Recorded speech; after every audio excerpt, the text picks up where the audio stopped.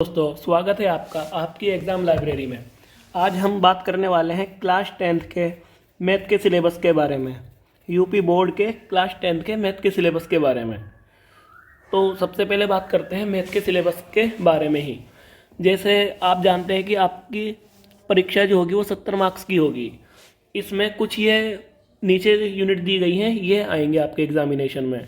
जैसे नंबर 1 है आपकी यूनिट नंबर 1, यानी कि इकाई 1 संख्या पद्धति। ये आपके एग्जाम में 5 मार्क्स की आएगी। अब आपको संख्या पद्धति में पढ़ना क्या है। नंबर 1 वास्तविक संख्या है, ये एक चैप्टर है पूरा का पूरा आपका। इसमें आपको पढ़ना है अंक गणित की आधारभूत प्रमेय उदाहरण सहित। जैसे √2, √3, √5, अपरिमेय संख्याओं का पुनर्भ्रमण, अपरिमेय संख्याओं का सत्यापन। आपकी नेक्स्ट यूनिट है बीजगणित। ये आपके एग्जाम में 18 मार्क्स की आएगी। बीजगणित यानी कि अलजेब्रा।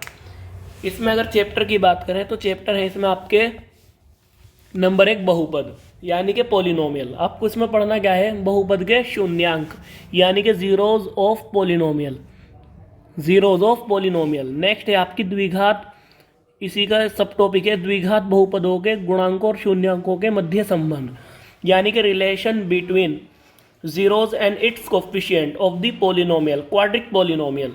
नेक्स्ट है आपका 2 चर वाले रैखिक समीकरण यानी कि 2 variable equation linear equation, 2 variable linear equation. इसमें आपको करना क्या है, एक रैखिक युग्म को हल करने की बीजगणितीय विधि जैसे प्रतिस्थापन विधि और विलोपन विधि, आपको ये पढ़नी है इसमें। नेक्स्ट चैप्टर है आपका बीजगणित के अंदर ही द्विघात समीकरण यानी कि क्वाड्रेटिक इक्वेशन। इसमें क्या पढ़ना है आपको, जैसे कि मानक द्विघात समीकरण होता है यानी कि स्टैंडर्ड फॉर्म जो होती है आपकी क्वाड्रेटिक इक्वेशन की, वो पढ़नी है आपको। ax² + bx + c = 0, जहां पर जो आपका a है वो कभी भी 0 के इक्वल नहीं हो सकता। नेक्स्ट है इसमें द्विघात समीकरणों केवल वास्तविक मूल का द्विघात सूत्रों द्वारा गुणनखंड द्वारा हल निकालना, द्विघात समीकरण का विविधकर और उनके मूलों की प्रकृति के बीच संबंध, द्विघात समीकरण का दैनिक जीवन में अनुप्रयोग तथा इन पर आधारित इबारती प्रश्न। नेक्स्ट चैप्टर है आपका बीजगणित के अंदर ही समांतर श्रेणियां यानी कि अर्थमेटिक प्रोग्रेशन।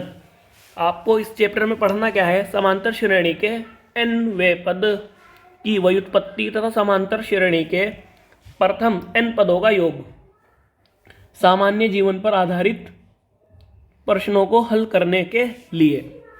नेक्स्ट बात करते हैं यूनिट 3 यानी कि इकाई 3। आपको पढ़नी है निर्देशांक ज्यामिति। यह आपके एग्जाम में 5 मार्क्स का चैप्टर आएगा।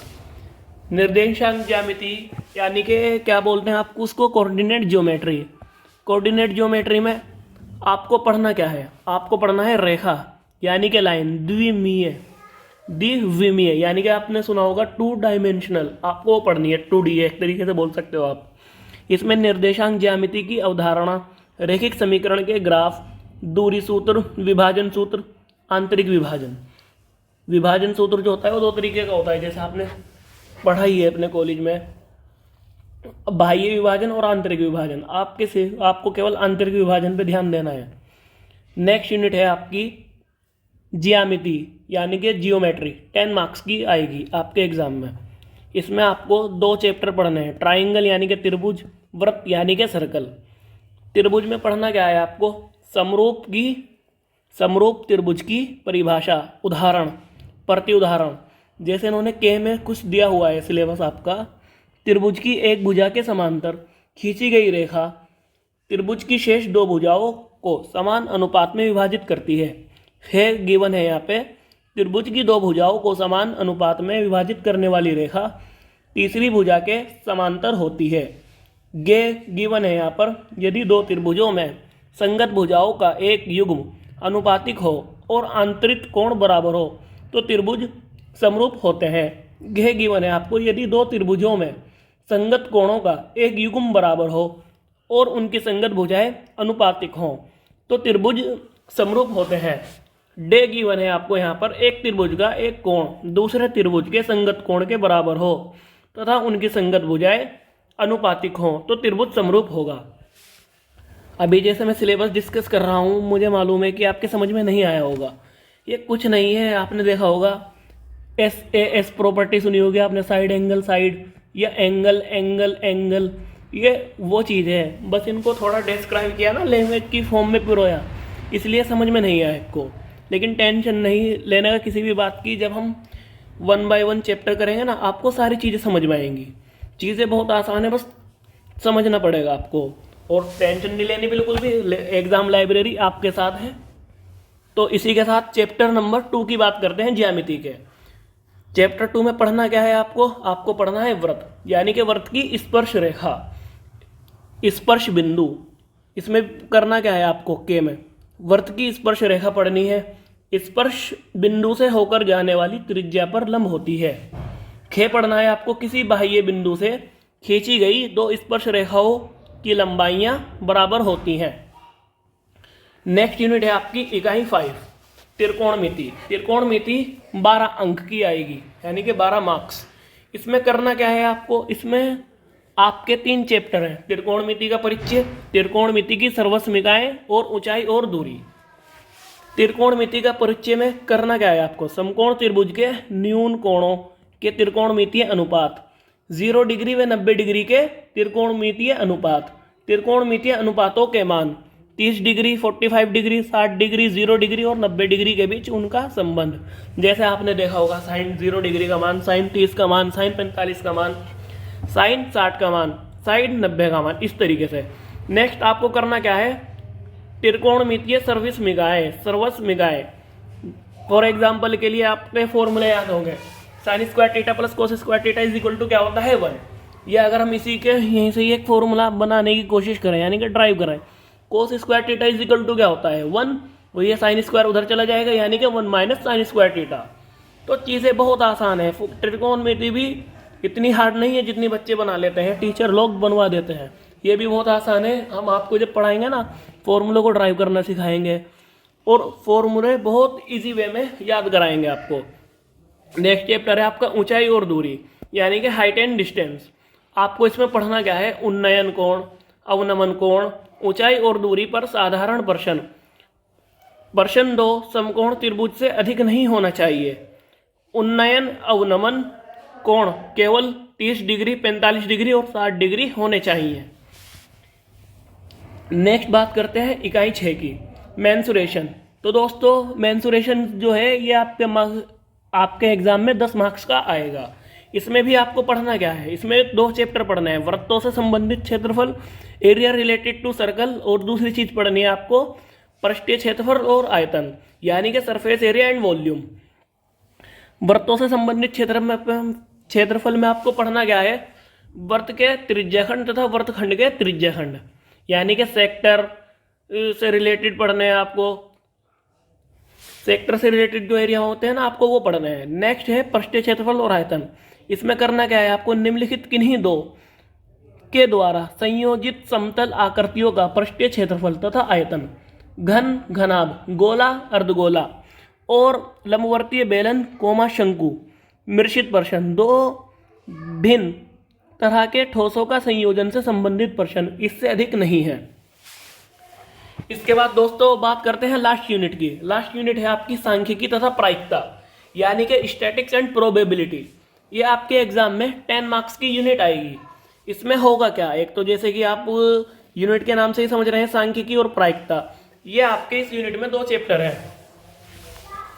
सांख्यिकी और प्रायिकता। सांख्यिकी में पढ़ना क्या है आपको पढ़ना है माध्य, यानी कि मीन, मध्यिका, मीडियन, बहुलक यानी कि मोड।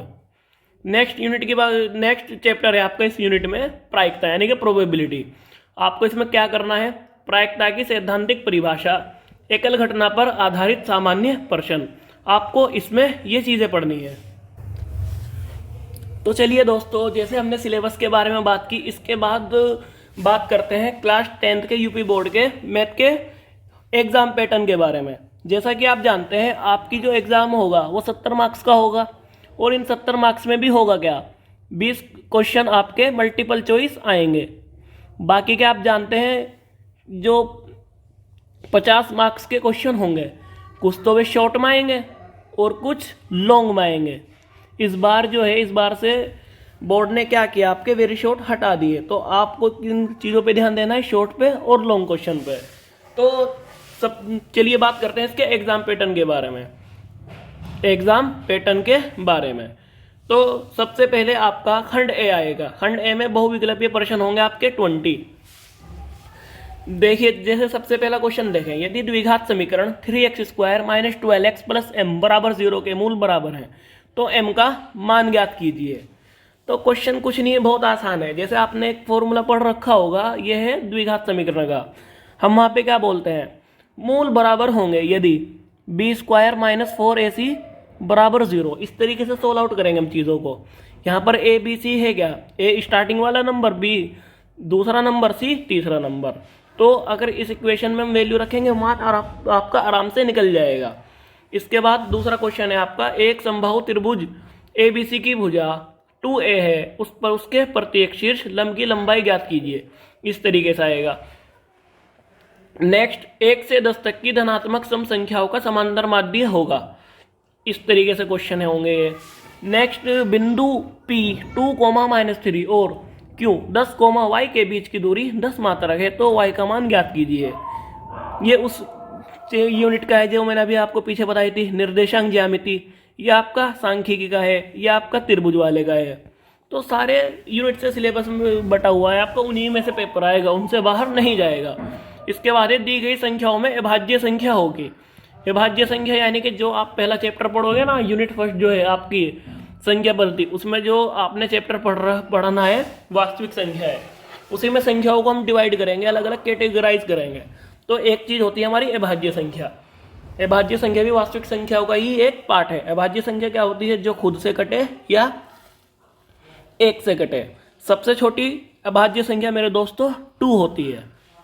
नेक्स्ट क्वेश्चन है आपका, समीकरण 3x² - 2x + 1/3 का विविध कर ज्ञात कीजिए।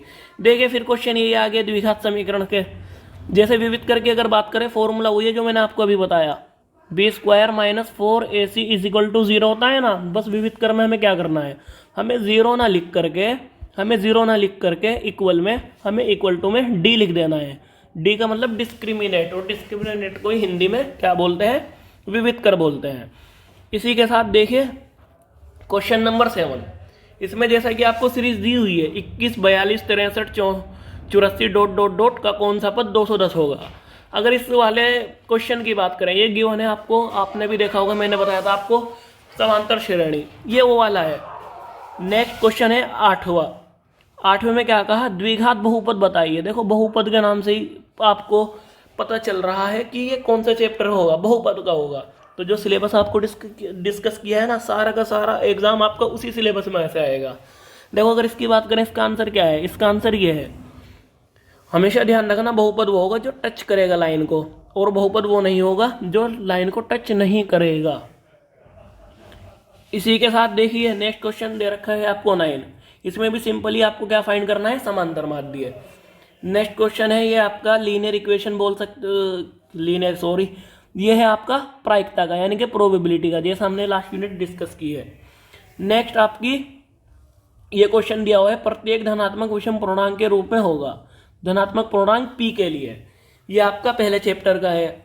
इसके बाद नेक्स्ट 12 दिख रहा है आपको, 12 को देखो चित्र से ही समझ जाओगे आप कौन से चैप्टर का है ये आपका वर्क से रिलेटेड जो था ना, उस वो वाला है। ठीक इसी तरह ये 5 सेंटीमीटर त्रिज्या वाले वृत्त का एक व्यास, ये भी क्या है आपका जियोमेट्री का पोर्शन है। एक घड़ी की मिनट की सुई, ये भी आपका क्या है, पृष्ठीय क्षेत्रफल से रिलेटेड है। इसके बाद देखो ये क्वेश्चन नंबर 15 में ट्रिग्नोमेट्री आ गई आपकी। फिर नेक्स्ट क्वेश्चन में 16 में ये ट्रिग्नोमेट्री आ गई। नेक्स्ट क्वेश्चन में ले से और में से बोला है इन्होंने, इसका मतलब इसमें फिर से पहला चैप्टर आ गया। नेक्स्ट दो संख्याओं का योगफल और अंतर क्रमशः 8 और 2 है तो संख्याएं होंगी। ये वो वाला चैप्टर है आपका, 2 चर वाले रैखिक समीकरण। नेक्स्ट एक ही त्रिज्या के आर वाले 2 ठोस गोले को इस तरह जोड़ा जाता है। ये आपका पृष्ठीय क्षेत्रफल और आयतन वाला हो गया, जिसमें मैंने आपको बताया था शंकु पढ़ना है, बेलन पढ़ना है, गोला पढ़ना है, अर्धगोला पढ़ना है, घन पढ़ना है, आपको घना पढ़ना है। इसके बाद फिर आपका क्वेश्चन नंबर 20, ये क्या आ गया आपका, फिर जियोमेट्री से आ गया है ये। तो दोस्तों ये था खंड ए जिसमें 20 क्वेश्चन आएंगे।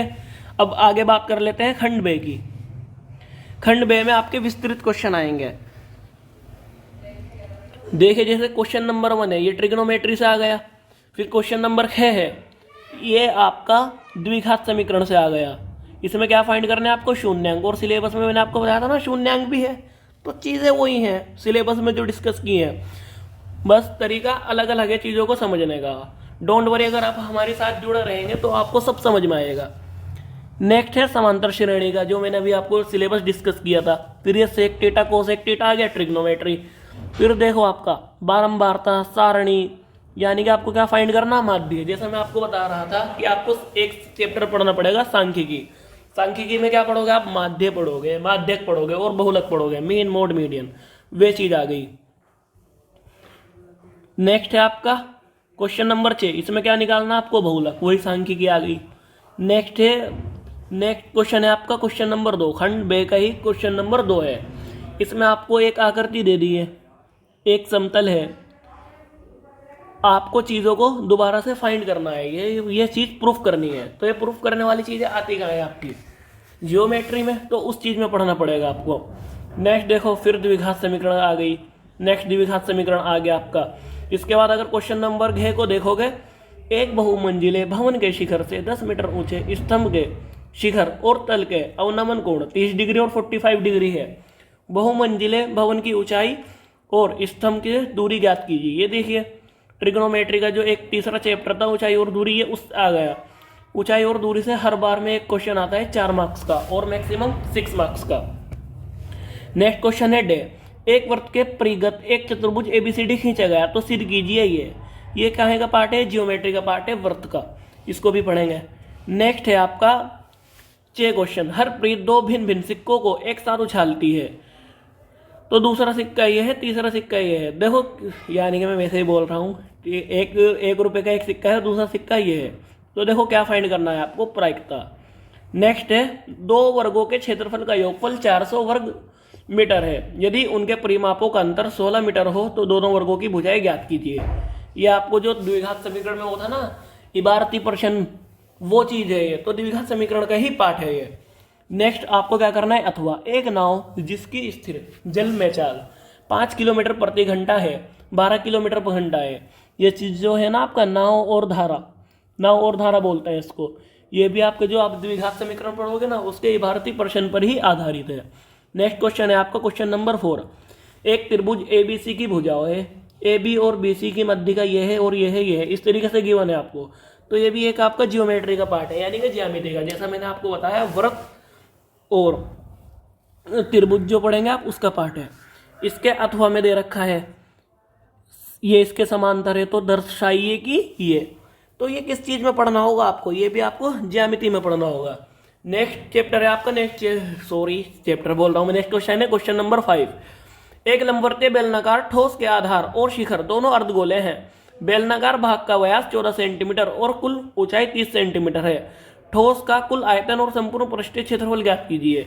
ये आपका मेंसुरेशन चैप्टर है, यानी कि पृष्ठीय क्षेत्रफल और आयतन वाला, जैसा कि मैंने आपको सिलेबस में डिस्कस किया। या तो ये कीजिए आप, या इसके अथवा में एक क्वेश्चन और गिवन है, या वो कीजिए आप। देखिए जैसे आप इसको पढ़ेंगे, खिलौने का एक अर्धगोले के आकार का है जिस पर लंबवर्तीय शंकु आधारित है। अर्धगोला और शंकु आ गया ना वही चैप्टर, पृष्ठीय क्षेत्रफल और आयतन वाला। तो ये चैप्टर पृष्ठीय क्षेत्रफल और आयतन वाला है। तो दोस्तों ये था हमारा आज का आपका यूपी बोर्ड क्लास 10 का मैथ का सिलेबस और पेपर पैटर्न। तो दोस्तों अगर आपको सिलेबस समझ में आया हो, एग्जाम पेपर पैटर्न समझ में आया हो, तो कल से हम नई नई वीडियो अपलोड करना शुरू करेंगे आपके लिए, हर चैप्टर की अलग अलग। चीज़ें बहुत आसान होंगी, आपको बहुत बारीकी से समझ में आएंगी और बहुत आसानी से समझ में आएंगी। तो चीज़ों को समझने के लिए चैनल को सब्सक्राइब करें, बेल आइकन को प्रेस करें और ज़्यादा से ज़्यादा शेयर करें, लाइक करें। Okay guys, take care, bye bye, जय हिंद।